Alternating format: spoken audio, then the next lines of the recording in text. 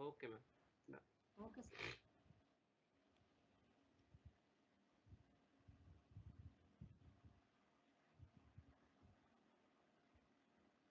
हाँ जी स्टूडेंट्स, आज का टॉपिक है आपका problem of scarcity and choice. देखिए, आपकी जो इकोनॉमिक्स है, प्रिंसिपल्स ऑफ माइक्रो इकोनॉमिक्स, ठीक है, ये है व्यष्टि अर्थशास्त्र का सिद्धांत। तो इसमें आप स्टडी करेंगे सबसे पहला टॉपिक जो प्रिंसिपल्स ऑफ माइक्रो इकोनॉमिक्स का बेस है कि आखिर प्रॉब्लम ऑफ स्कैर्सिटी क्या होती है और चॉइस की यानी कि चयन की समस्या कौन सी समस्या है।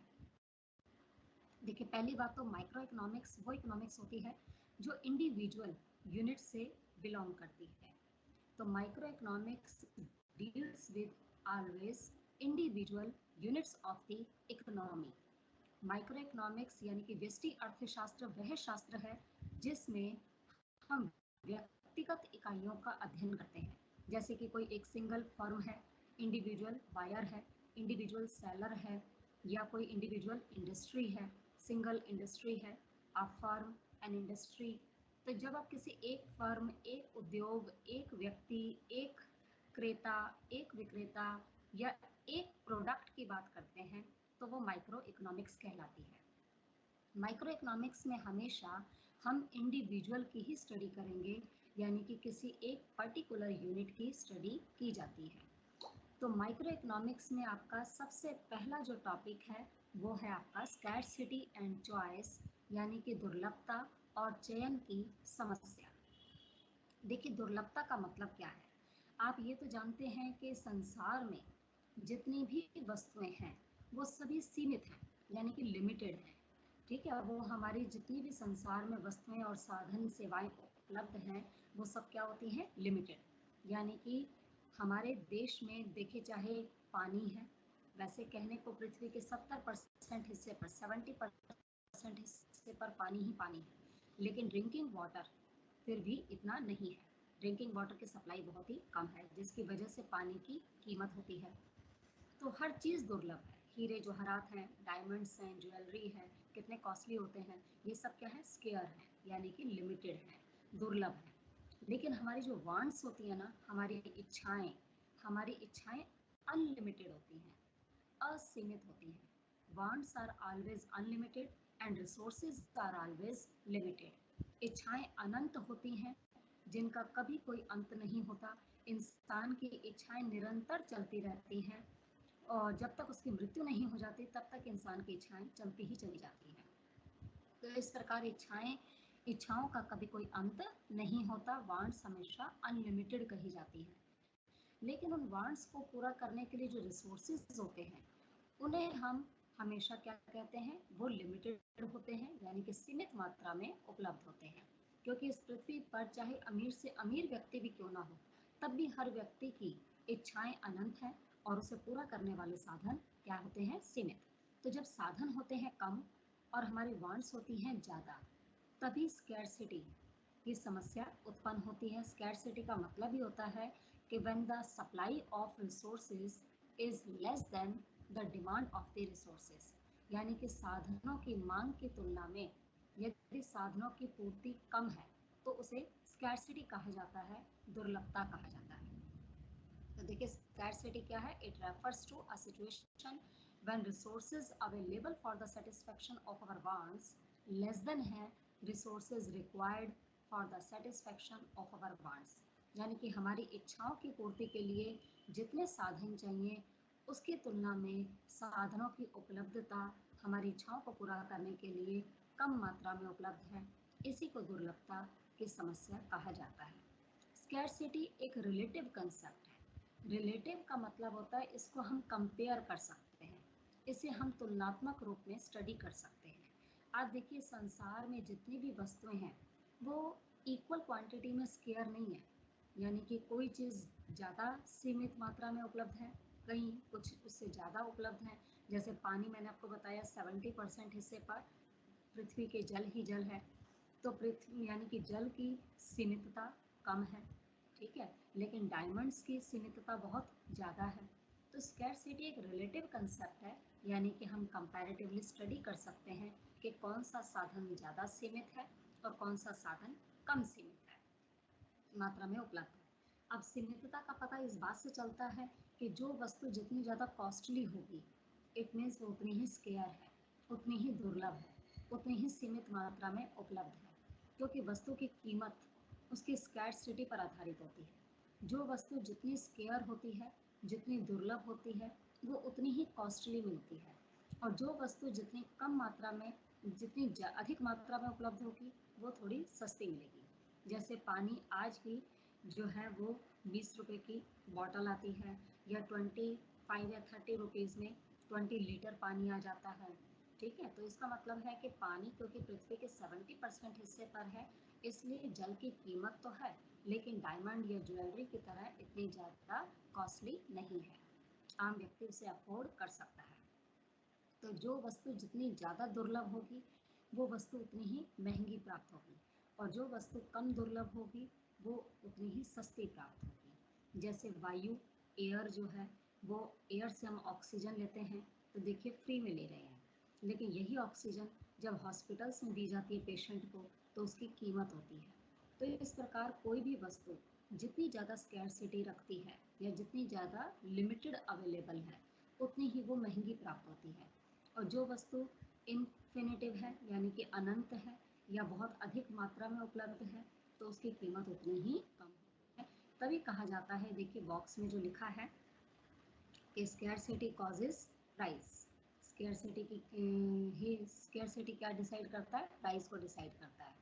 Greater the scarcity of a thing, किसी वस्तु की जितनी दुर्लभता ज़्यादा होती है, उतना ही उसका मार्केट प्राइस ज़्यादा होता है। और ज़ीरो स्कैर्सिटी का मतलब होता है ज़ीरो प्राइस। अगर कोई वस्तु बिल्कुल भी दुर्लभ नहीं है, तो उसकी कीमत भी ज़ीरो होगी। और जैसे सन, सूरज की रोशनी फ्री में मिलती है, एयर फ्री में हम लेते हैं, ठीक है, विच वी डू नॉट पे एनी प्राइस। तो इस प्रकार स्कैर्सिटी एक रिलेटिव कंसेप्ट है, जिसको हम कंपैरेटिवली स्टडी कर सकते हैं। अब देखिए इंडिया में जो लेबर अनएम्प्लॉयड है, तो क्या रिसोर्सेज स्केयर हैं? तो ऐसा नहीं है। इंडिया में लेबर तो बहुत ज़्यादा है, लेकिन उसकी डिमांड कम है। कई बार स्कैर्सिटी, वैसे तो हम स्कैर्सिटी उसे कहते हैं जब साधन की सप्लाई हो कम और डिमांड हो ज़्यादा। तो इंडिया में लेबर तो एबंडेंट है, जिसकी वजह से लेबर को कम वेजेस प्राप्त होती है, क्योंकि लेबर की संख्या इतनी ज़्यादा है, उन्हें काम देने वालों की संख्या कम है, जिसकी वजह से बेरोज़गारी रहती है, और साथ ही साथ लेबर को अपने काम की सही प्राइस नहीं मिलता है, यानी कि कम कीमत उसे प्राप्त होती है। तो सिंपल सी बात है, जितनी ज़्यादा स्कैर्सिटी होगी, उतना लेबर को, अगर लेबर की सप्लाई लिमिटेड होती, तो लेबर को वेजेस ज़्यादा मिलती, लेकिन अगर लेबर की सप्लाई ज़्यादा है, तो लेबर को वेजेस क्या मिलेंगी? कम मिलेंगी। तो स्कैर्सिटी एक प्रॉब्लम भी है। देखिए स्कैर्सिटी, दुर्लभता एक समस्या क्यों है? समस्या इसलिए है क्योंकि आप जानते हैं कि साधन सीमित हैं, इच्छाएं असीमित हैं। हमारी इच्छाओं को पूरा करने वाले रिसोर्सेज हमेशा सीमित मात्रा में होते हैं, जिसकी वजह से इसे एक समस्या कहा जाता है कि दुर्लभता एक समस्या को जन्म देती है, और वो समस्या होती है चयन की समस्या, प्रॉब्लम ऑफ चॉइस। हमें जब हमारे पास रिसोर्सेज कम होते हैं, तो हमें चॉइस करना पड़ता है कि हम अपनी इच्छाओं को कैसे पूरा कर सकते हैं, यानी कि लिमिटेड रिसोर्सेज से अपनी अनलिमिटेड वांट को कैसे पूरा कर सकते हैं। तो ऐसे में हमें ये डिसाइड करना पड़ता है, ये चूज़ करना पड़ता है कि हम अपनी किस वांट को पहले पूरा करें और किस वांट को बाद में पूरा करें। इसलिए कहा जाता है कि स्कैर्सिटी एक प्रॉब्लम है। ठीक है, स्कैर्सिटी को क्या कहा जाता है? ये एक समस्या है, और इससे कौन सी समस्या उत्पन्न होती है? प्रॉब्लम ऑफ चॉइस की, यानी कि चयन की समस्या। अब इसी तरीके से, क्योंकि रिसोर्सेज लिमिटेड होते हैं, फंड्स अनलिमिटेड होती हैं, और रिसोर्सेज का हम ऑल्टरनेटिव यूज़ कर सकते हैं। ऑल्टरनेटिव यूज़ का मतलब होता है साधनों का वैकल्पिक प्रयोग। अब साधनों का वैकल्पिक प्रयोग कैसे किया जाता है? जैसे कि आपके पास मिल्क है, तो मिल्क से ही देखिए आप दही जमा सकते हैं, मिल्क से ही दही बनती है, मिल्क से ही आप मिठाई बना सकते हैं, मिल्क से आप स्वीट्स वगैरह, या फिर मिल्क से आप क्या बना सकते हैं? पनीर बना सकते हैं, चीज़।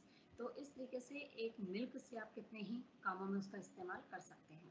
अब बिजली का इस्तेमाल, इलेक्ट्रिसिटी का लोग यूज़ कितने कामों में करते हैं? इलेक्ट्रिसिटी के ही द्वारा टीवी चलता है, फ्रिज चलता है, मोटर चलती है, ठीक है, एसी चलता है, कूलर चलता है, पंखा, लाइट, सब कुछ, तो बिजली तो एक ही है, इलेक्ट्रिसिटी इज़ वन, लेकिन हम उसका डिफरेंट पर्पस को फुलफिल करने के लिए यूज़ करते हैं, तो इसे कहते हैं अल्टरनेटिव यूजेस।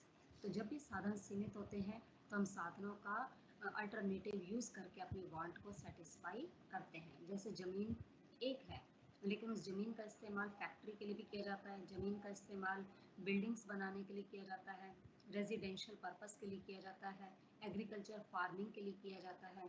तो ज़मीन का इस्तेमाल हम कितने ही कामों में कर सकते हैं। या उसी ज़मीन पर आप चाहो तो वीट ग्रो कर लो, या बाजरा ग्रो कर लो, या राइस ग्रो कर लो, या उस पर रेजिडेंशियल बिल्डिंग्स बना लो, या फैक्ट्री बना लो। तो एक ज़मीन पर हम उसका अल्टरनेटिवली इस्तेमाल करके अपनी वांट को सेटिस्फाई कर सकते हैं। इसलिए कहा जाता है स्केर्सिटी एक प्रॉब्लम है, और ये कौन सी प्रॉब्लम को जन्म देती है? ये प्रॉब्लम को क्रिएट करती है प्रॉब्लम ऑफ चॉइस।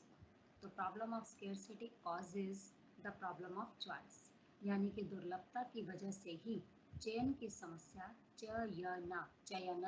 चयन की समस्या उत्पन्न होती है। प्रॉब्लम ऑफ चॉइस इसलिए अराइज होती है क्योंकि स्कैर्सिटी है। अगर हमारी इच्छाएं अनंत हैं तो उसके अकॉर्डिंगली हमारे पास रिसोर्सेज भी अगर अनलिमिटेड होते तो हमें कोई प्रॉब्लम ही ना होती। लेकिन प्रॉब्लम तभी अराइज होती है जब वांट होती है ज़्यादा और रिसोर्सेज होते हैं उसके कंपैरेटिवली कम। जैसे आपके पास अगर 100 रुपये हैं तो आप 100 रुपीज़ से आपको ये, और आपको चीज़ें खरीदनी है काफ़ी सारी, आपको जैसे घी भी लेना है और आपको आटा लेना है, तो आप लिमिटेड क्वांटिटी में ले सकते हैं।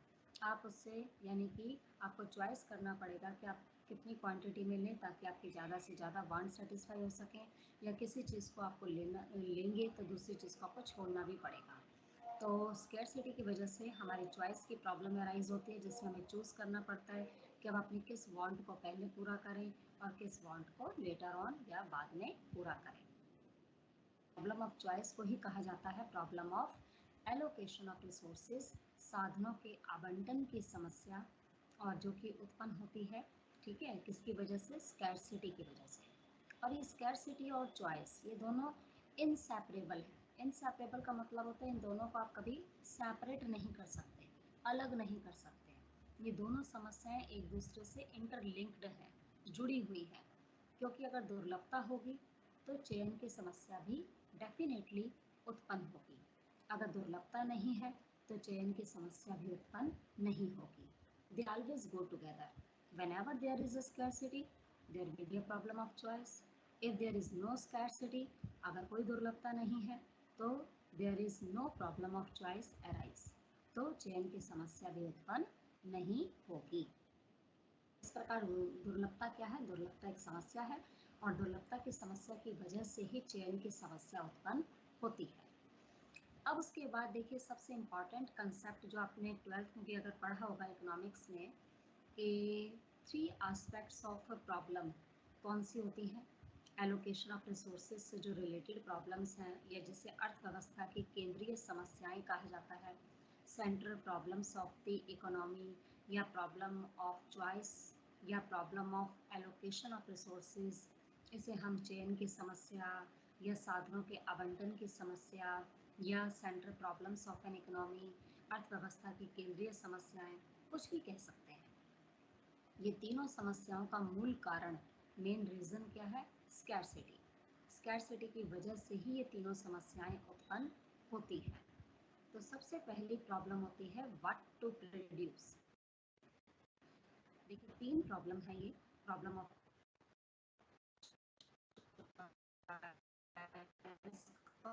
या फिर इसे सेंट्रल प्रॉब्लम्स का हो। 3 नाम है इसके, लेकिन इस समस्याएं भी कितनी हैं? 3 है। व्हाट टू प्रोड्यूस, यानी कि क्या उत्पादन किया जाए, हाउ टू प्रोड्यूस, कैसे उत्पादन किया जाए, and for whom to produce, किसके लिए उत्पादन किया जाए।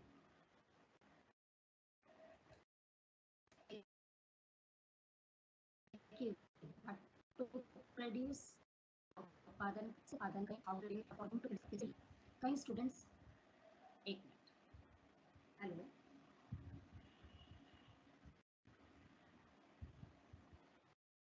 हाँ हाँ जी, तो how what to produce, how to produce, for whom to produce, 3 हमारी क्या है, ये सेंट्रल प्रॉब्लम्स हैं। ठीक है, तो सेंट्रल प्रॉब्लम्स जो हैं वो हमारी 3 होती हैं, क्या उत्पादन करें, कैसे करें और किसके लिए करें।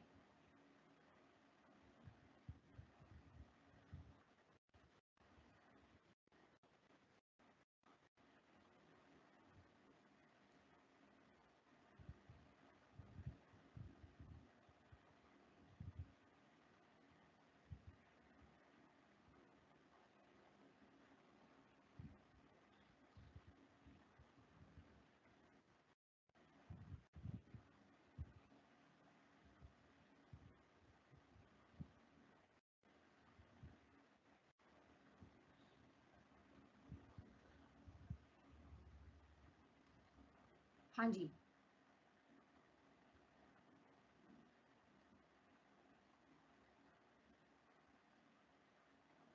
What to produce, how to produce, for whom to produce. तो आप ये 3 समस्याएं देख रहे हैं। कौन कौन सी केंद्रीय समस्याएं हैं? हेलो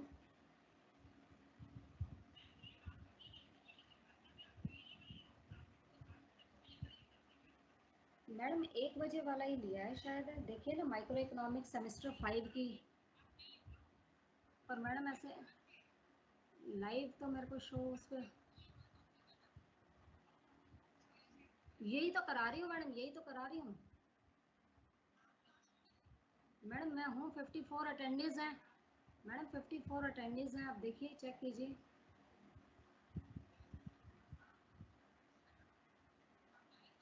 हाँ, लाइव चल रही हूँ, यस। हाँ जी, हाँ जी। नहीं मैडम, 2 बजे वाली तो मैक्रो है।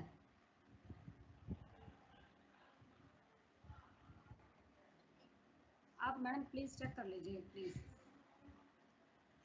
हाँ देखिए, what to produce, how to produce, for whom to produce, 3 हमारी सेंटर प्रॉब्लम्स होती हैं। ठीक है, तो प्रॉब्लम हमारी जो स्कैरसिटी वाली है वो ये है, क्या उत्पादन करें, कैसे करें और किसके लिए करें।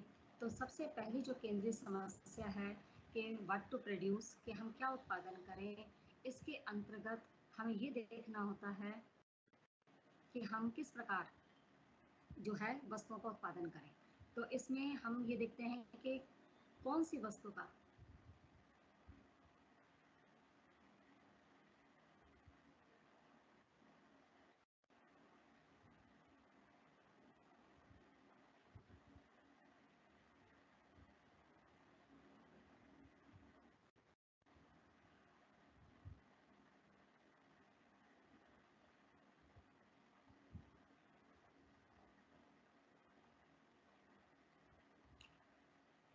इसमें हम what to produce, how to produce, for whom to produce में हम ये देखते हैं कि कौन सी,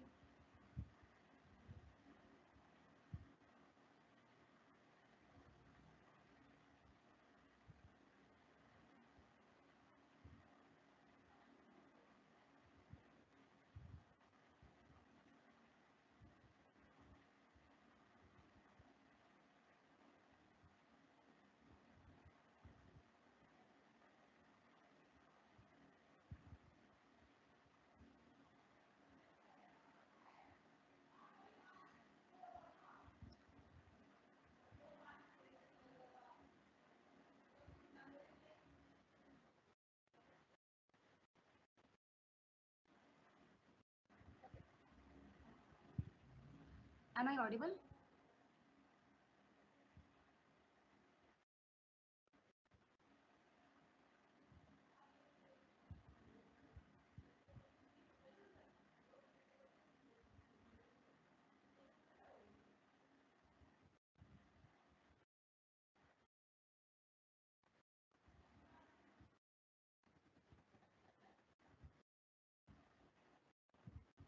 उत्पादन करें, कितनी मात्रा में करें, क्योंकि व्हाट टू प्रोड्यूस का मतलब ही होता है कि देखिए, हमारे पास रिसोर्सेज हैं लिमिटेड और हमारी वांट्स होती हैं अनलिमिटेड।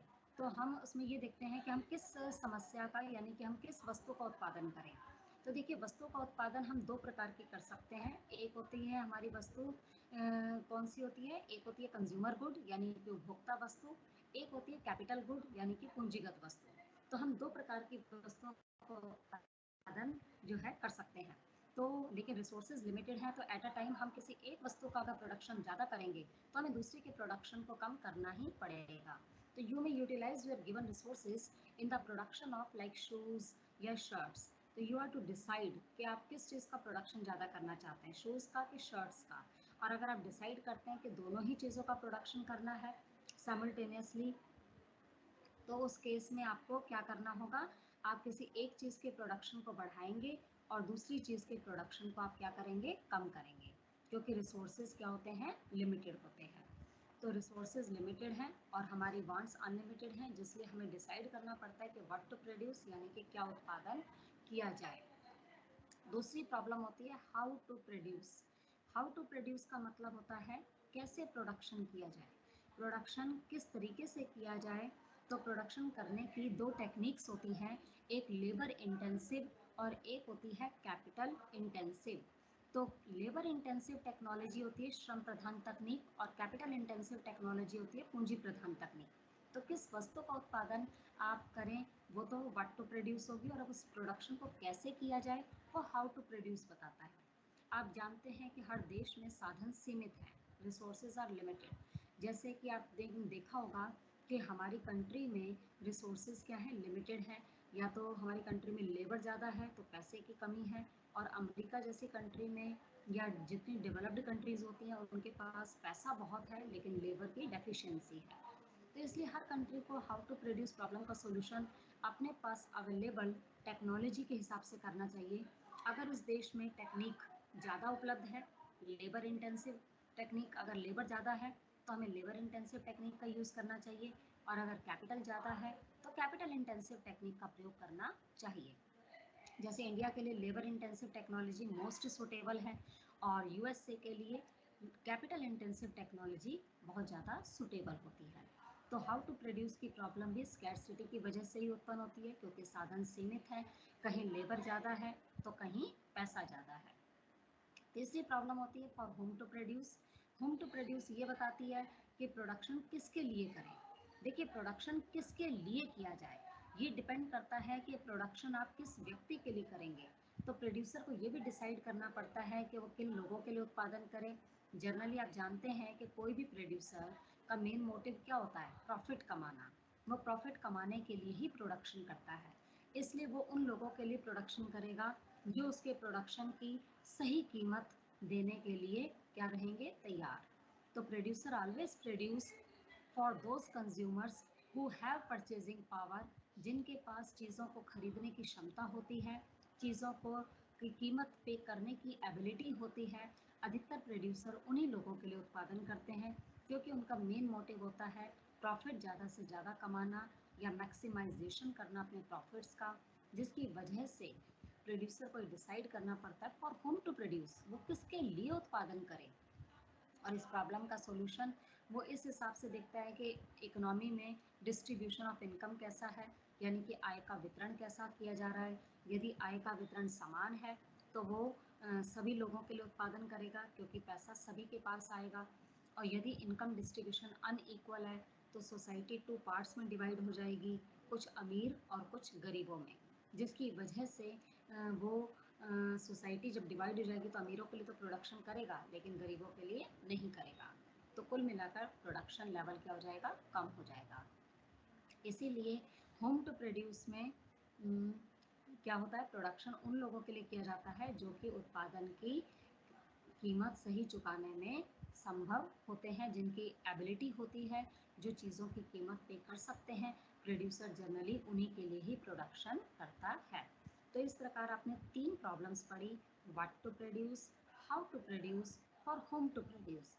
अधिकतर स्टूडेंट एग्जाम में क्या करते हैं, वाई टू प्रोड्यूस भी एक प्रॉब्लम लिख देते हैं, ठीक है, वाई टू प्रोड्यूस, और एक प्रॉब्लम लिख देते हैं वेयर टू प्रोड्यूस। तो ये देखिए WH फैमिली के आपने नहीं लिखने होते, प्रॉब्लम 3 ही हैं, व्हाट टू प्रोड्यूस, ठीक है, और हाउ टू प्रोड्यूस, और तीसरी प्रॉब्लम कौन सी है,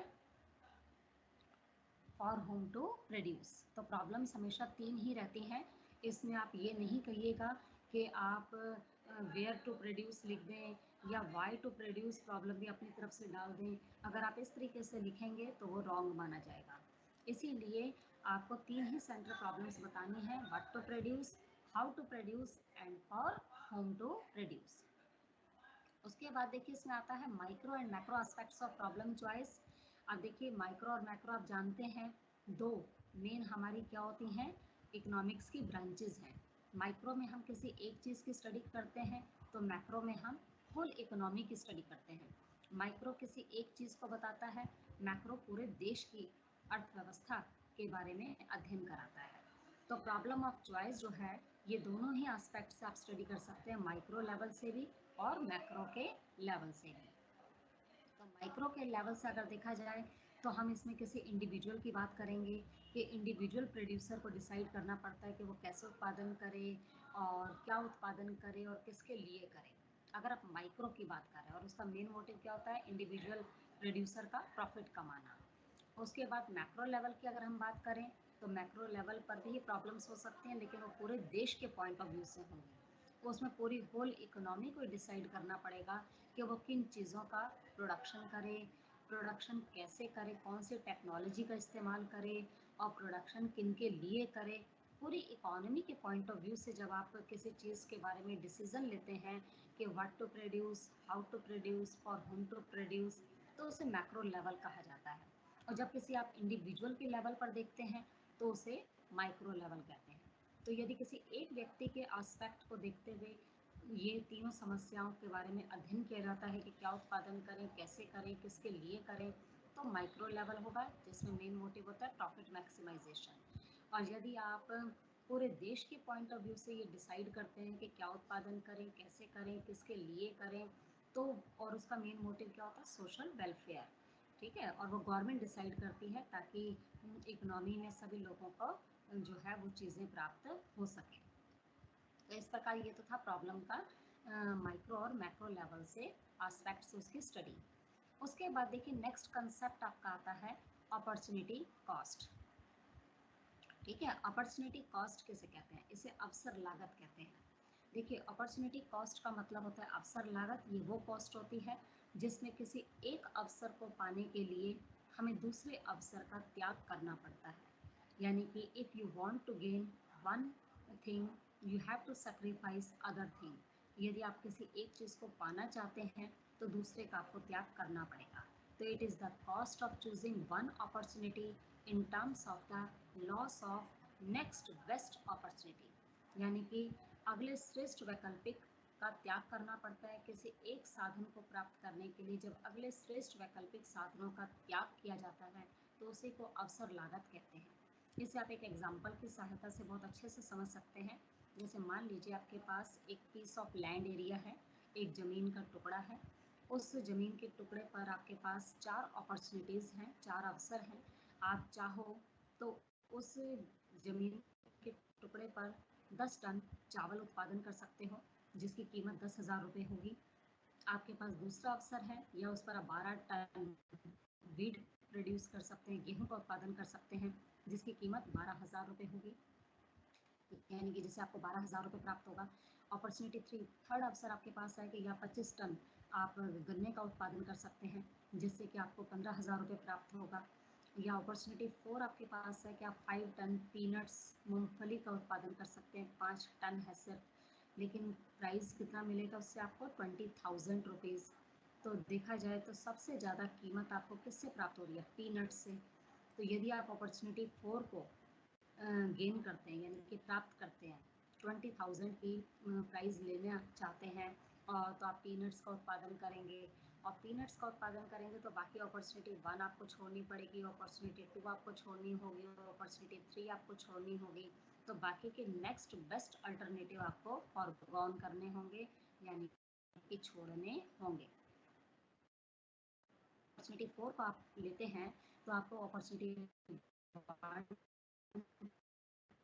2, 3 इसे कहा जाता है अपॉर्चुनिटी कॉस्ट। ये भी एक लागत है क्योंकि आपको एक अवसर को प्राप्त करने के लिए अन्य श्रेष्ठ अवसरों का क्या करना पड़ता है, त्याग करना पड़ता है, सेक्रीफाइस करना पड़ता है, लॉस बियर करना पड़ता है। इसी को अपॉर्चुनिटी कॉस्ट कहते हैं। तो अपॉर्चुनिटी कॉस्ट की पर्टिकुलर डेफिनेशन क्या है?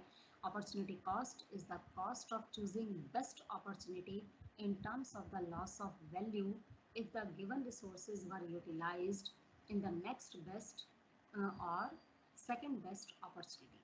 यानी कि किसी साधन को उसके अगले श्रेष्ठ वैकल्पिक प्रयोग से प्राप्त होने वाली जो लागत होती है, उस लागत को हम अवसर लागत कहते हैं। तो अभी तक तो आपने पढ़ा स्कैर्सिटी किसे कहते हैं, दुर्लभता क्या है, दुर्लभता किस प्रकार चयन की समस्या को उत्पन्न करती है। स्कैर्सिटी से ही एक रिलेटिव कंसेप्ट है जिससे कीमत निर्धारित होती है, और scarcity he problem of choice का मेन कारण है। और स्कैर्सिटी और प्रॉब्लम ऑफ चॉइस हमेशा एक साथ चलती हैं और दोनों प्रॉब्लम इनसेपरेबल हैं, कभी भी अलग नहीं की जा सकती हैं। और इसी के अंतर्गत आपने प्रॉब्लम ऑफ चॉइस में और स्कैर्सिटी में आपने पढ़ा कि 3 सेंट्रल प्रॉब्लम्स होती हैं जिसे हम प्रॉब्लम ऑफ चॉइस भी कहते हैं, problem of allocation of resources भी कहते हैं, या सेंट्रल प्रॉब्लम्स भी कहते हैं, जिसकी 3 मेन समस्याएं कौन सी हैं? क्या उत्पादन करें, व्हाट टू प्रोड्यूस, कैसे उत्पादन करें, हाउ टू प्रोड्यूस, एंड किसके लिए उत्पादन करें, और होम टू प्रोड्यूस। उसके बाद आपने कंसेप्ट अभी किया है अपॉर्चुनिटी कॉस्ट। अपॉर्चुनिटी कॉस्ट किसे कहते हैं? अब नेक्स्ट इसमें टॉपिक आपका मोस्ट इम्पॉर्टेंट टॉपिक आ रहा है प्रोडक्शन पॉसिबिलिटी कर्व, जिसमें आपकी अपॉर्चुनिटी कॉस्ट का बहुत इंपॉर्टेंट रोल है, जिसकी वजह से आपको सबसे पहले अवसर लागत के कंसेप्ट को समझाया गया है। अब आप समझिए प्रोडक्शन पॉसिबिलिटी कर्व किसे कहते हैं। इसे हिंदी में कहते हैं, प्रोडक्शन का मतलब होता है उत्पादन, पॉसिबिलिटी का मतलब होता है संभावना, और कर्व का मतलब होता है वक्र। तो प्रोडक्शन पॉसिबिलिटी कर्व, तो उत्पादन संभावना वक्र क्या है? या मार्जिनल अपॉर्चुनिटी कॉस्ट, यानी कि सीमांत अवसर लागत। देखिए पीपीसी जो प्रोडक्शन पॉसिबिलिटी कर्व है, इसे हम डिफरेंट नेम से जानते हैं। इसे आप उत्पादन संभावना वक्र भी कह सकते हैं, इसे आप पीपीएफ भी कह सकते हैं, प्रोडक्शन पॉसिबिलिटी फ्रंटियर भी कह सकते हैं, प्रोडक्शन पॉसिबिलिटी बाउंड्री भी कह सकते हैं, इसे ट्रांसफॉर्मेशन कर्व यानी कि रूपांतरण वक्र भी कहते हैं। ये एक ऐसा कर्व होता है, नाम से ही क्लियर है, प्रोडक्शन यानी कि प्रोडक्शन की पॉसिबिलिटीज़ को बता रहा है कि कोई भी प्रोड्यूसर उत्पादन की अगर 2 वस्तुओं को लेके चलता है, तो ये 2 वस्तुओं की उत्पादन की विभिन्न संभावनाओं को दर्शाने वाला वक्र होता है। तो पीपीसी क्या है? PPC is a curve showing different possibilities और different combinations of production of a set of 2 goods. इसमें हमेशा 2 वस्तुओं के उत्पादन को ही लिया जाता है, जिसका उत्पादन हम कर सकते हैं with the given resources and given technology, यानी कि दी गई साधनों की सहायता से और दी गई तकनीक की सहायता से। तो प्रोडक्शन पॉसिबिलिटी कर्व एक वो कर्व है, एक ऐसा वक्र है जो उत्पादन की विभिन्न संभावनाओं को दर्शाता है। उत्पादन की विभिन्न संभावनाएं जो कि 2 वस्तुओं के उत्पादन की संभावनाएं होती हैं, जिनका निर्माण या उत्पादन हम दिए गए साधनों और दी गई तकनीक के सहायता से कर सकते हैं। अच्छा, उसके बाद देखिए क्या है, रिसोर्सेज हैव अल्टरनेटिव यूजेस, और ये तो आप जानते हैं कि साधनों का वैकल्पिक प्रयोग किया जा सकता है। अब प्रोडक्शन पॉसिबिलिटी की डेफिनेशन है, ये तो पर्टिकुलर डेफिनेशन है लिप्से के अकॉर्डिंगली, कि प्रोडक्शन पॉसिबिलिटी कर्व वो कर्व है जो शो करता है पॉसिबल कॉम्बिनेशंस ऑफ 2 गुड्स, जो 2 वस्तुओं के उत्पादन की विभिन्न संभावनाओं को दर्शाता है, जिसे दिए गए साधन और दी गई कीमत तकनीक के आधार पर उत्पादन किया जाता है। ठीक है, उसके बाद इसमें है इलस्ट्रेशन, इसको हम एक टेबल की हेल्प से समझा सकते हैं। जैसे कि वीट का प्रोडक्शन है, तो वीट का प्रोडक्शन है 100, 90, जैसे सबसे पहले आप क्लोथ का प्रोडक्शन और वीट का प्रोडक्शन देखिए। क्लोथ का प्रोडक्शन है 0, 1, 2, 3, 4, यानी कि 1, 0, 1, 2, 3, 4। ठीक है, अगर हमने क्लोथ का प्रोडक्शन क्या लिया है 0, 1, 2, 3, 4, तो वीट का प्रोडक्शन जो है वो हम कैसे लेंगे? 100, सबसे पहले क्या लिया हमने? 100 लिया। उसके बाद फिर जैसे जैसे हम क्लोथ का प्रोडक्शन बढ़ाते जाएंगे, वैसे वैसे हम वीट कम करते रहेंगे। तो तो देखिए वीट का प्रोडक्शन 100 से पहले घटकर 90 हो गया, फिर 90 से घटकर क्या हो गया 70, यानी कि पहले 10 यूनिट का फॉल हुआ, फिर 90 से 70 हुआ, 90 से 70 का मतलब 20 यूनिट्स का फॉल हुआ, फिर 70 से 40 हुआ यानी कि 30 यूनिट्स का फॉल हुआ, और फिर 40 से 0 हो गया यानी कि 40 यूनिट्स का क्या हो गया फॉल हो गया। तो इस प्रकार आप जैसे जैसे किसी एक वस्तु का उत्पादन बढ़ाते जाएंगे वैसे वैसे क्या होगा दूसरी वस्तु का उत्पादन कम होता रहेगा। तो उत्पादन संभावना जो वक्र है वो वक्र क्या शो करता है, वो वक्र ये शो करता है कि अगर हम किसी एक वस्तु का उत्पादन बढ़ाते हैं तो हमें दूसरी वस्तु का उत्पादन क्या करना पड़ता है, कम करना पड़ता है। ठीक है, तो एक वस्तु का उत्पादन हमने जैसे 0, 1, 2, 3, 4 यदि हमने एक में 0 रिसोर्सेज लगाए तो दूसरे का उत्पादन सबसे ज़्यादा किया। जैसे जैसे हम क्लोथ का प्रोडक्शन बढ़ाते जाएंगे वैसे वैसे वेट का प्रोडक्शन कम करते रहेंगे। इसके पीछे भी क्या कारण है, स्कैरसिटी, दुर्लभता, क्योंकि साधन क्या है, सीमित है। ठीक है, जब साधन सीमित होते हैं तो ऐसे केस में प्रोडक्शन क्या हो जाता है, एक का बढ़ाने पर दूसरे का कम होता चला जाता है। ओके, तो ये हमने वीट और क्लोथ का एग्जाम्पल यहाँ पर बताया है। ये डिफरेंट कॉम्बिनेशंस क्या है, मान लीजिए 0, 1, 2, 3, 4 का हम नाम दे सकते हैं ऊपर ABCDE। अब इन्हीं कॉम्बिनेशन की हेल्प से डायग्राम बन जाएगा।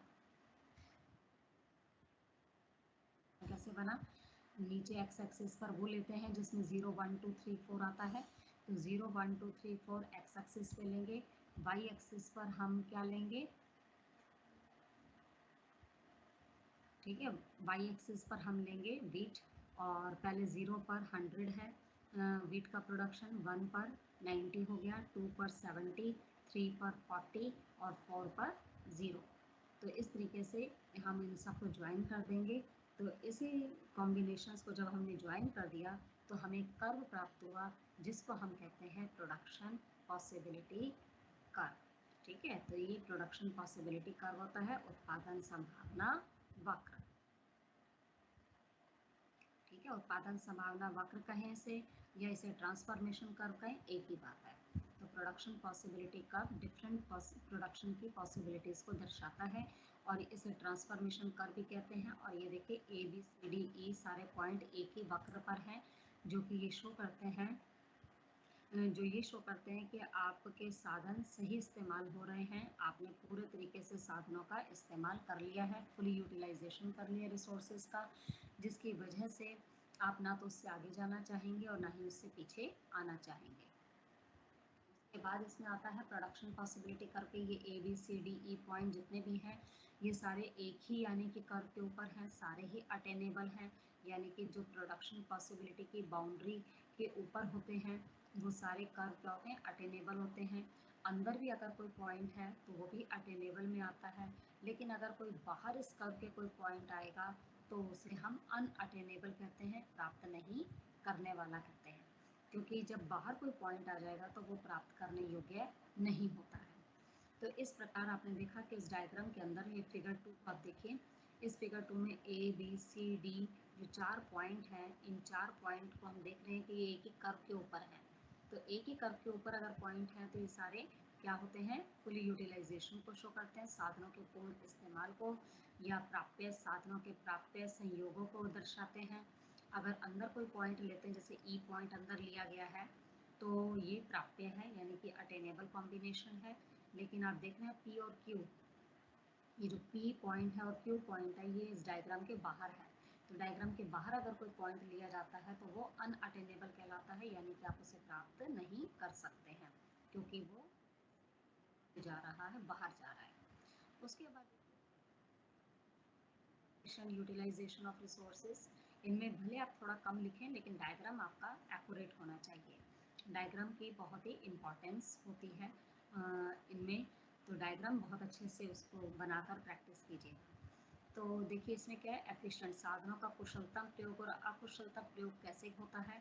तो साधनों का यदि आपने एफिशिएंट इस्तेमाल करना है तो अगर आपने देखिए एक PPC कर्व लिया है, अब PPC कर्व के ऊपर तो जितने भी पॉइंट्स आते हैं वो सारे तो रिसोर्सेज के एफिशिएंट यूटिलाइजेशन को दर्शाते हैं। जैसे इफ़ यू हैव 100 रुपीज़, आपके पास यदि 100 रुपये हैं और आपने वो 100 रुपये पूरे इस्तेमाल कर लिए, तो ऐसे में क्या होगा, आपके पास पूरे 100 रुपये आपने यूज़ कर लिए हैं, तो वो जो 100 रुपये हैं वो आपके एफिशिएंटली यूज़ हो गए। इट मीन्स आपने रिसोर्सेज का पूरा इस्तेमाल कर लिया।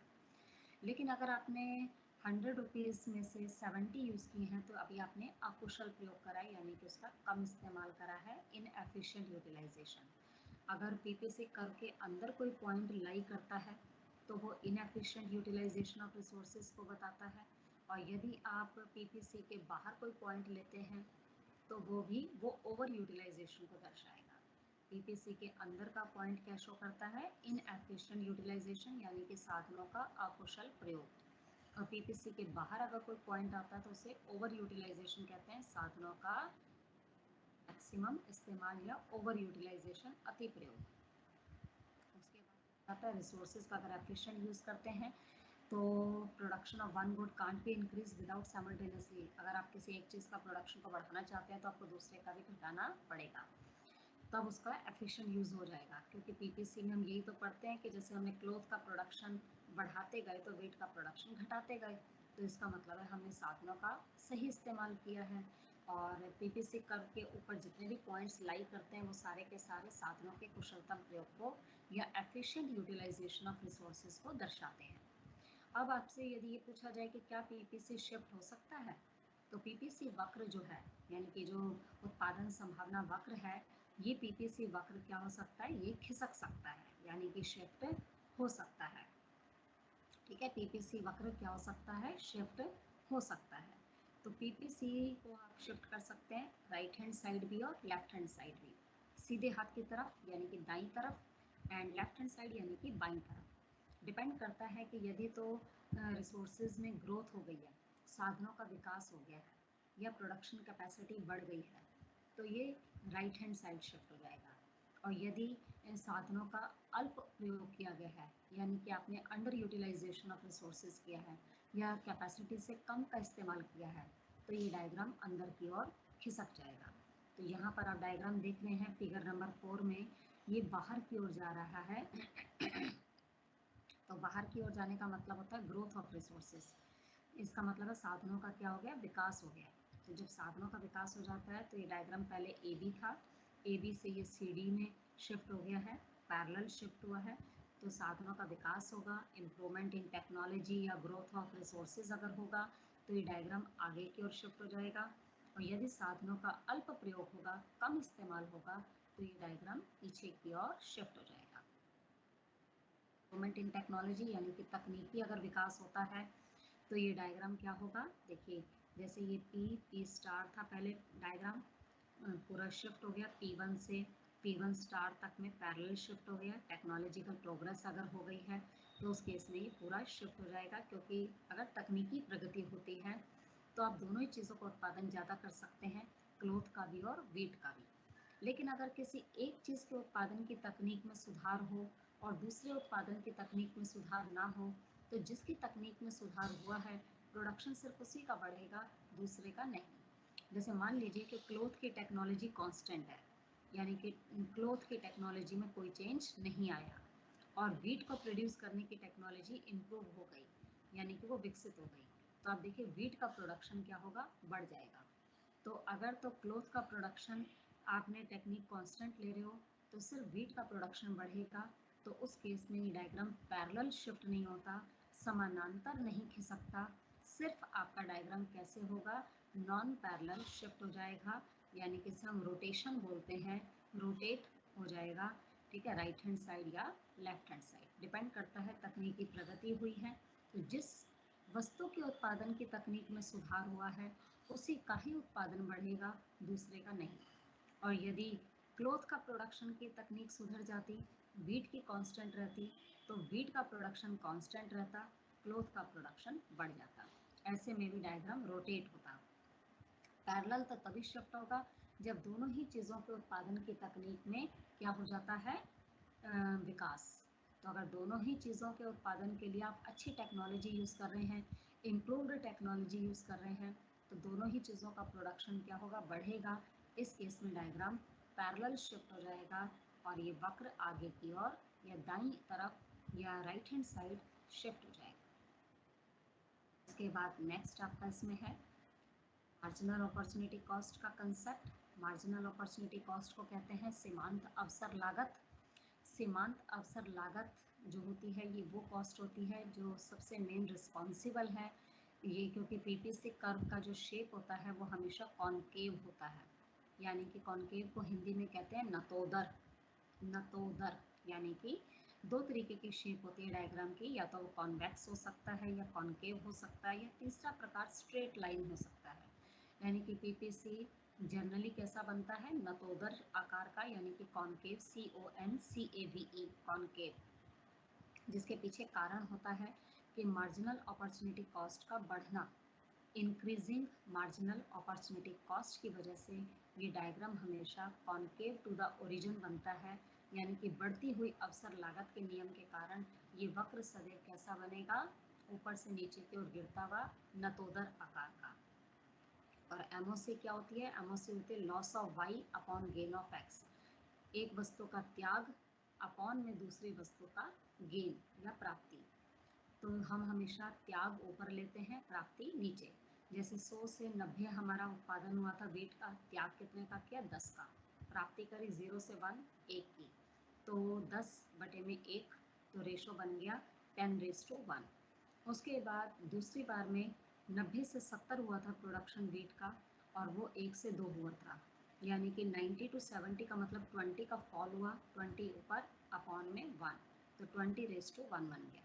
तीसरे केस में 90 से 70 तो 20 का था, 70 से 40 हुआ, यानी कि 30 का फॉल हुआ, तो लॉस कितना हुआ, 30 अपॉन में 1, क्योंकि वो 2 से 3 हुआ तो 1 ही रहा, तो 30:1 बन गया। तो इस तरीके से आप देख रहे हैं पहले क्या है, 100 से 90 पहले 10 था, उसके बाद 20 का रेशो आया 10:1, फिर 20:1, फिर 30:1, फिर 40:1। तो 10, 20, 30, 40 ये क्या है, बढ़ते क्रम में जा रहा है।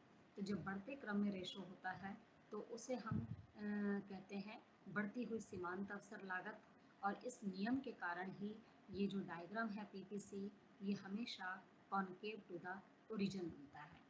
तो पीपीसी हमेशा कॉनकेव, ये बॉक्स वाला देखिए, 2 basic properties of PPC. PPC हमेशा कॉनकेव टू द ओरिजिन बनता है। पीपीसी हमेशा कैसा बनेगा, कॉनकेव, यानी कि कॉनकेव टू द ओरिजिन, ऊपर से नीचे की ओर गिरता हुआ नतोदर आकार का। इसके पीछे कारण क्या है, मार्जिनल अपॉर्चुनिटी कॉस्ट का बढ़ना। एज रिसोर्सेज आर शिफ्टेड, जब हम किसी एक वस्तु के उत्पादन से दूसरी वस्तु के उत्पादन के रिसोर्सेज को शिफ्ट करते हैं, तो पीपीसी का जो डायग्राम है वो एमओसी हमेशा बढ़ते क्रम में चली जाती है, जिसके कारण ये कॉनकेव शेप का बनता है। दूसरी बात है, पीपीसी हमेशा डाउनवर्ड स्लोपिंग बनता है, ऊपर से नीचे की ओर गिरता हुआ बनता है, क्योंकि गिवन रिसोर्सेज और टेक्नोलॉजी के बेसिस पर जितना ज़्यादा आप किसी एक चीज़ का प्रोडक्शन को बढ़ाएंगे, दूसरे का प्रोडक्शन आपको कम करना ही होगा। इसलिए पीपीसी के दोनों प्रॉपर्टीज़ बहुत इंपॉर्टेंट है, और एग्ज़ाम में कई बार पूछा जाता है कि जो पीपीसी है वो हमेशा कैसा बनता है, किस शेप का बनता है, तो आप उसमें बताएंगे कि पीपीसी जनरली कैसा बनता है, कॉनकेव टू द ओरिजिन। और उसके पीछे आप इसका रीज़न भी बताएंगे कि प्रोडक्शन पॉसिबिलिटी जो कर्व है वो आपका कैसा बनता है, हमेशा डाउनवर्ड स्लोपिंग बनेगा। कॉनकेव किस लिए बनता है, कॉनकेव के पीछे रीज़न ये होता है कि भाई इसमें मार्जिनल अपॉर्चुनिटी कॉस्ट हमेशा इंक्रीजिंग होती है, इस वजह से ये कॉनकेव बनता है। उसके बाद देखिए, और इसका फॉर्मूला क्या है एमओसी का, delta Y upon delta X. तो delta Y upon delta X का मतलब है लॉस ऑफ वाई अपॉन में गेन ऑफ एक्स। नेक्स्ट इसमें टॉपिक है, ये तो था आपका पीपीसी का, पीपीसी क्या होता है, पीपीसी की प्रॉपर्टीज़ क्या हैं, पीपीसी में शिफ्ट हो सकता है कि नहीं, पीपीसी की टेबल, पीपीसी का डायग्राम बहुत ही मस्ट है, और पीपीसी में एफिशिएंट और इनएफिशिएंट को आप कैसे शो कर सकते हैं, ये बहुत ही इंपॉर्टेंट टॉपिक है उत्पादन संभावना वक्र का। इस पर अच्छे से एक नोट्स अपना तैयार कर लीजिएगा। नेक्स्ट इसमें आता है choices involve circular flow of income and expenditure. अब देखिए, circular flow of income and expenditure में क्या क्या चॉइसेस होती हैं। प्रॉब्लम ऑफ चॉइस तो आप जानते हैं हमारी इकोनॉमिक प्रॉब्लम है, हर प्रोड्यूसर को ये डिसाइड करना पड़ता है कि वो किस चीज़ का उत्पादन करे, कैसे उत्पादन करे, किसके लिए उत्पादन करे ताकि उसको ज़्यादा से ज़्यादा क्या प्राप्त हो सके, लाभ प्राप्त हो सके। चीज़ें वो एक प्रोड्यूसर को डिसाइड करनी पड़ती हैं कि व्हाट टू प्रोड्यूस, वो किन चीज़ों का उत्पादन करे, यानी कि किन कैपिटल गुड्स को बनाए या फिर कंज्यूमर गुड्स का प्रोडक्शन ज़्यादा करे। और अगर कैपिटल गुड्स का ज़्यादा करेगा तो कंज्यूमर का कम, और कंज्यूमर गुड्स का ज़्यादा प्रोडक्शन करेगा तो कैपिटल का कम करेगा। इसी तरीके से हाउ टू प्रोड्यूस में उसे ये डिसाइड करना पड़ता है कि वो प्रोडक्शन कैसे करे, किस टेक्नोलॉजी का इस्तेमाल करे ताकि उसे कम से कम कॉस्ट पर ज़्यादा से ज़्यादा आउटपुट प्राप्त हो जाए। तो उसे कहते हैं हाउ टू प्रोड्यूस। और फॉर होम टू प्रोड्यूस में उसे देखना होता है कि वो किसके लिए प्रोडक्शन करे। Choice is the basic economic problem. Problem of choice एक बेसिक प्रॉब्लम है और हर इंडिविजुअल, चाहे वो प्रोड्यूसर हो या हाउस होल्ड हो, उसको ये प्रॉब्लम फेस करनी पड़ती है। तो एक हाउस होल्ड को ये प्रॉब्लम जो है वो किस वजह से फेस करनी पड़ती है, क्योंकि रिसोर्सेज स्केयर हैं और एलोकेशन ऑफ रिसोर्सेज अपनी इनकम के हिसाब से उसे देखना पड़ता है कि वो किन वस्तुओं सेवाओं पर पैसा अपना खर्च करे, अपनी इनकम को किस तरीके से खर्च करे। ताकि कंज्यूमर के अगर पॉइंट ऑफ व्यू से लें तो कंज्यूमर को देखना पड़ता है कि पैसा किन किन चीज़ों पर खर्च करे जिससे कि उसे ज़्यादा से ज़्यादा सेटिस्फेक्शन मिल सके। प्रोड्यूसर के पॉइंट ऑफ व्यू से सोचें तो प्रोड्यूसर को ये देखना पड़ता है कि किन साधनों पर वो पैसा लगाए ताकि कम से कम कॉस्ट में उसे ज़्यादा से ज़्यादा प्रोडक्शन प्राप्त हो सके। तो जब प्रोड्यूसर के पॉइंट ऑफ व्यू से हम देखते हैं तो प्रोड्यूसर फैक्टर्स ऑफ प्रोडक्शन को लगाता है और उनको फिर फैक्टर्स ऑफ प्रोडक्शन को लगा के गुड्स प्रोड्यूस करता है, फिर फैक्टर्स को पेमेंट देता है, बदले में उसको क्या प्राप्त होती हैं, गुड्स एंड सर्विसेज। इसी को हम सर्कुलर फ्लो कहते हैं। हमेशा ऐसा ही होता है, देश में चीज़ें उत्पादित होती हैं, उत्पादन जिन साधनों की सहायता से किया जाता है उनको पैसा दिया जाता है और उनका पैसा जो उन्हें मिलता है वो चीज़ों को खरीदने के लिए खर्च कर देते हैं। फिर से उत्पादन होता है, फिर से लेबर वगैरह को जो साधन लगाए जाते हैं, लैंड, लेबर, कैपिटल, एंटरप्रेन्योर, उन चारों को पैसा दे दिया जाता है। वो पैसा चीज़ों पर खर्च कर देते हैं, फिर से प्रोडक्शन होता है। ये एक सर्कुलर फॉर्म में चलता चला जाता है जिसे सर्कुलर फ्लो ऑफ इनकम कहते हैं। क्वेश्चंस कैसे आ सकते हैं, इस चैप्टर से रिलेटेड जो आपके क्वेश्चंस हैं, ये चैप्टर में आपने जो पढ़ा, पहला आपने पढ़ा जैसे स्कैरसिटी और चॉइस गो टुगेदर, कि भाई दुर्लभता और चयन की समस्या एक साथ चलती हैं, बताइए कैसे। तो आप कह सकते हैं कि स्कैरसिटी और चॉइस दोनों इनसेपरेबल प्रॉब्लम्स हैं, क्योंकि अगर रिसोर्सेज स्केयर नहीं होंगे तो चॉइस की प्रॉब्लम भी नहीं होगी। लेकिन हम जानते हैं कि साधन सीमित हैं, इच्छाएं असीमित हैं और जिसकी वजह से प्रॉब्लम ऑफ चॉइस अराइज होती है। तो चाहे वो माइक्रो लेवल हो चाहे वो मैक्रो लेवल हो, दोनों ही केसेस में ये समस्याएं उत्पन्न होती हैं। इसीलिए प्रोड्यूसर जो है ये मतलब इन प्रॉब्लम्स को सेपरेट कोई भी नहीं कर सकता, ना कोई कंज्यूमर इन्हें अलग कर सकता है, ना ही कोई प्रोड्यूसर। अगर स्केर्सिटी ना होती तो चॉइस की प्रॉब्लम भी ना होती। लेकिन अगर स्केर्सिटी की प्रॉब्लम है देश में या साधन कम है और इच्छाएं अनंत हैं, तो स्केर्सिटी की अगर प्रॉब्लम रहती है तो प्रॉब्लम ऑफ चॉइस भी हमेशा रहेगी। दूसरा क्वेश्चन है, problem of choice is the problem of allocation of resources, explain how. किस तरीके से चयन की समस्या साधन के आवंटन की समस्या से संबंधित है, कैसे। तो आप जानते हैं कि हर देश में, हर अर्थव्यवस्था में रिसोर्सेज क्या होते हैं, लिमिटेड, वांट्स क्या होती हैं, अनलिमिटेड। रिसोर्सेज का अल्टरनेटिव यूज़ किया जा सकता है, यानी कि साधनों का अल्टरनेटिव वैकल्पिक प्रयोग किया जा सकता है। जैसे एक ज़मीन के टुकड़े पर आप चाहो तो वीट ग्रो कर लो या चाहो तो आर्मी बंकर्स का कंस्ट्रक्शन कर लो। तो अगर आप किसी एक चीज़ में साधन को लगाते हैं तो दूसरे में आपको साधन कम लगाने होंगे। तो इसे हम कहते हैं कि भाई चयन करना पड़ता है कि आप किस में साधनों को लगाना चाहते हैं। इसी वजह से तीन समस्याएं उत्पन्न होती हैं, what to produce, how to produce and for whom to produce. क्या उत्पादन करें में दो वस्तुएं बताना, कैपिटल गुड्स का प्रोडक्शन करें या फिर कंज्यूमर का। हाउ टू प्रोड्यूस, इसमें चॉइस करनी पड़ती है। हाउ टू प्रोड्यूस में ये चॉइस करनी पड़ती है कि लेबर इंटेंसिव श्रम प्रधान तकनीक का प्रयोग करें या कैपिटल इंटेंसिव पूंजी प्रधान का। तो दोनों तकनीकों का देखना पड़ता है कि देश में कौन सी टेक्निक ज़्यादा अवेलेबल है, उसके हिसाब से चॉइस कर लेते हैं। तीसरी होती है फॉर होम टू प्रोड्यूस, किसके लिए प्रोडक्शन किया जाए, तो अमीर के लिए किया जाए या गरीब के लिए। अगर प्रॉफिट कमाना मकसद है तो केवल उन्हीं के लिए उत्पादन करोगे जो उत्पादन का सही प्राइस देने में एबल होता है।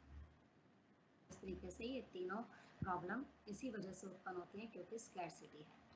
नेक्स्ट उसके बाद है briefly explain the 3 aspects of the problem. 3 aspects वही प्रॉब्लम होती हैं, what to produce, how to produce, for whom to produce. Explain कर सकता है। चॉइस में इन्वॉल्व होती है अपॉर्चुनिटी कॉस्ट। चॉइस में ही देखिए चयन, हम अवसर लागत भी तो एक प्रकार से चयन ही कर रहे हैं कि हमारे पास 4 अपॉर्चुनिटीज़ हैं या 3 अपॉर्चुनिटीज़ हैं, तो हम 3 अपॉर्चुनिटी में से किसी एक को अगर बेस्ट अपॉर्चुनिटी को चूज़ करते हैं तो नेक्स्ट बेस्ट अपॉर्चुनिटीज़ को हमें फॉरगॉन करना पड़ता है। ये अन्य अवसरों का जो त्याग किया जाता है उसी को अवसर लागत कहा जाता है। प्रोडक्शन पॉसिबिलिटी कर्व आपको बताया था कि प्रोडक्शन पॉसिबिलिटी कर्व उत्पादन संभावना वक्र वह वक्र होता है जो दो वस्तुओं के उत्पादन की विभिन्न संभावनाओं को दर्शाता है, जिसका उत्पादन हम दिए गए साधन और दी गई तकनीक की सहायता से कर सकते हैं।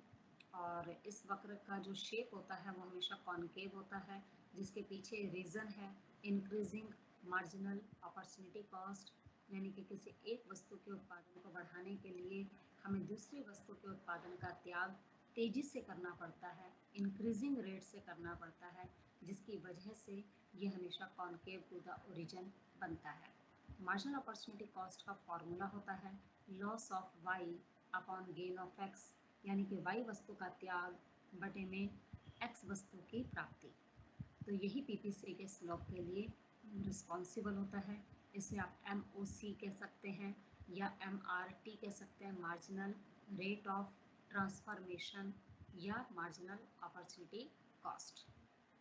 उसके बाद अटेनेबल, आप देखिए प्रोडक्शन पॉसिबिलिटी जो कर्व होता है उसी के बीच में आप दिखा सकते हैं कि अटेनेबल कॉम्बिनेशन वो होते हैं जो production possibility frontier are not necessarily the combinations actually attend by an economy. Explain the difference. Attainable और अनअटेनेबल को दर्शाना है, तो कि अगर अंदर कोई पॉइंट आप लेते हैं तो अटेनेबल है, उसे आप प्राप्त कर सकते हैं। जैसे अगर आपके पास 100 रुपये हैं, आपने 100 में से 70 रुपये खर्च किए हैं, तो 30 रुपये अभी और भी खर्च कर सकते हैं आप। लेकिन यदि आपके पास हैं ही 100 रुपीज़, तो आप 150 रुपीज़ कैसे खर्च कर सकते हैं? तो 150 एक तरीके से आपके लिए अनअटेनेबल हो जाएगा। तो पीपीसी कर्व के अगर बाहर कोई पॉइंट लेते हैं तो वो अनअटेनेबल को दर्शाता है, क्योंकि पीपीसी खुद फुली यूटिलाइजेशन ऑफ रिसोर्सेज को शो करता है, साधनों के पूर्ण इस्तेमाल को। और पीपीसी के अंदर अगर कोई पॉइंट लाई करता है तो वो अटेनेबल कॉम्बिनेशंस को दर्शाता है। उसके बाद पॉइंट है choice involve circular flow of income and expenditure. Explain this concept using a suitable flow chart. ये आपने अभी पढ़ा कि चॉइसेस जो होती हैं वो हमें इसलिए करनी पड़ती हैं क्योंकि साधन सीमित हैं। इसी के अंतर्गत 3 समस्याएं आती हैं, what to produce, how to produce, for whom to produce. ये इंडिविजुअल लेवल, माइक्रो लेवल पर भी आती है और मैक्रो लेवल पर भी आती है। तो देखना पड़ता है कि वो अपनी इनकम में से कितना पैसा, प्रोड्यूसर को भी देखना पड़ता है कि अपने साधनों का द्वारा वो कितना उत्पादन करे ताकि उसे ज़्यादा से ज़्यादा क्या मिल सके, प्रॉफिट मिल सके। और ये, और आप जानते हैं कि देश में प्रोडक्शन सबसे पहले गुड्स प्रोड्यूस की जाती हैं। प्रोडक्शन किस लिए किया जाता है? ताकि लोगों की इच्छाओं को पूरा किया जा सके। प्रोडक्शन करने के लिए 4 फैक्टर्स लगाए जाते हैं, 4 साधनों का इस्तेमाल किया जाता है, जिसे कहा जाता है लैंड, लेबर, कैपिटल, एंटरप्रेन्योर। भूमि, श्रम, पूंजी, उद्यम, इन 4 साधनों की सहायता से जो उत्पादन किया जाता है, फिर उसके बाद साधनों को आय प्राप्त होती है रेंट, इंटरेस्ट, वेजेस और प्रॉफिट के रूप में, लाभ, लगान, ब्याज और मजदूरी के रूप में। फिर जो साधनों को आय मिलती है वो खर्च कर देते हैं, फिर प्रोडक्शन होता है, फिर इनकम मिलती है, फिर एक्सपेंडिचर होता है, फिर प्रोडक्शन होता है, फिर इनकम जनरेट होती है और फिर एक्सपेंडिचर हो जाता है। इस तरीके से प्रोडक्शन, इनकम और एक्सपेंडिचर चलता ही चला जाता है।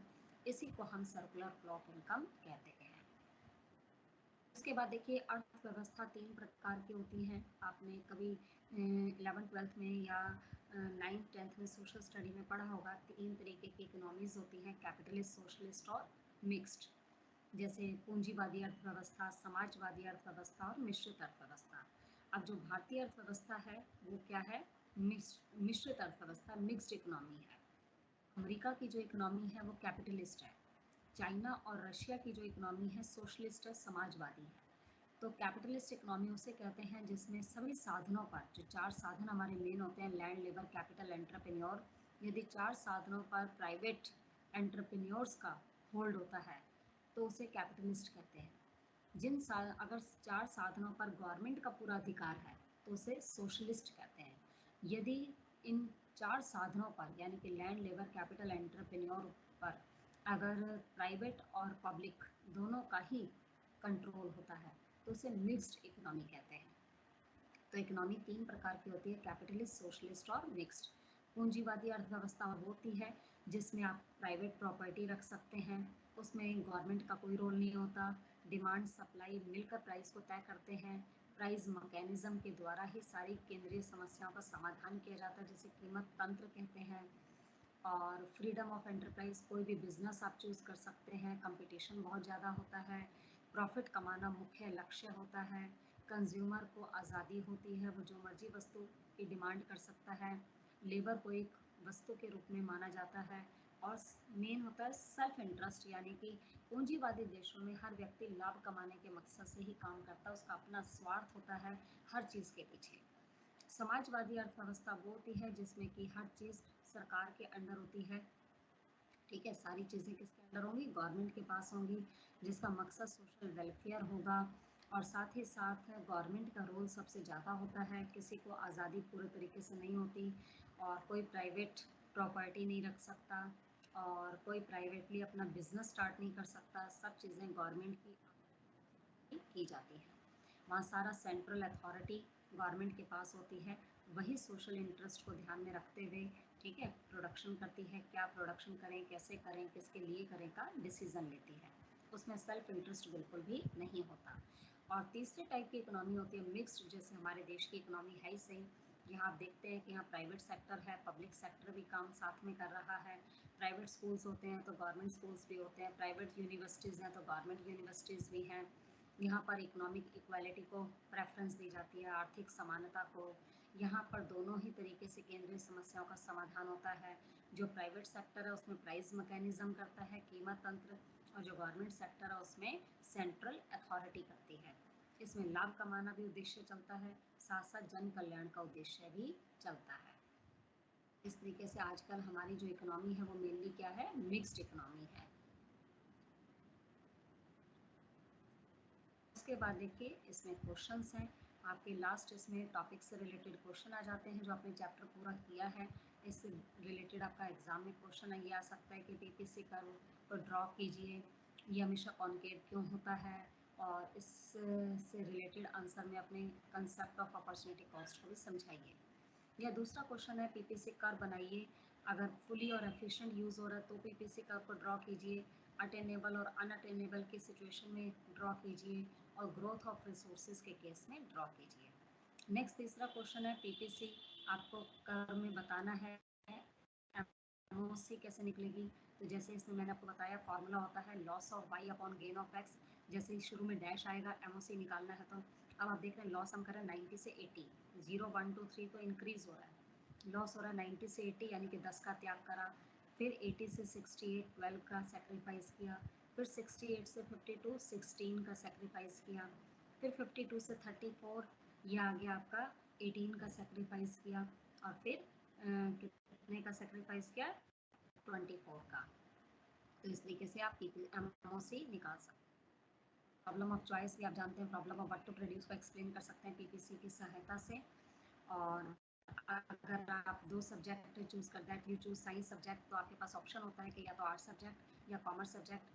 तो अगर आप चूज़ करते हैं ए तो you would have expected a career, 4 lakh का एनुअल सैलरी मिलेगी। अगर आप दूसरा चूज़ करते हैं तो आपको 5 लाख की सैलरी मिलती है, और 5 लाख की सैलरी अगर आप लेते हैं तो आपको 4 लाख की सैलरी का सेक्रीफाइस करना पड़ेगा, ये अपॉर्चुनिटी कॉस्ट है। तो इस तरीके से ये आपका चैप्टर आज हो गया कंप्लीट। आपने scarcity and problem of choice पूरा जो किया, बहुत ही इंपॉर्टेंट टॉपिक है और बहुत इंटरेस्टिंग टॉपिक है, इसको अच्छे से पढ़िएगा। और अगर कोई डाउट आते हैं आपके तो आप उसे चैट बॉक्स में मेरे को बता सकते हैं, और वो प्रॉब्लम फिर मैं आपकी सॉल्व कर सकती हूँ। तो इसी के साथ ही आज की क्लास फिनिश करते हैं। आई होप कि आपको scarcity and problem of choice topic अच्छे से समझ में आ गया होगा। ओके जी, थैंक यू।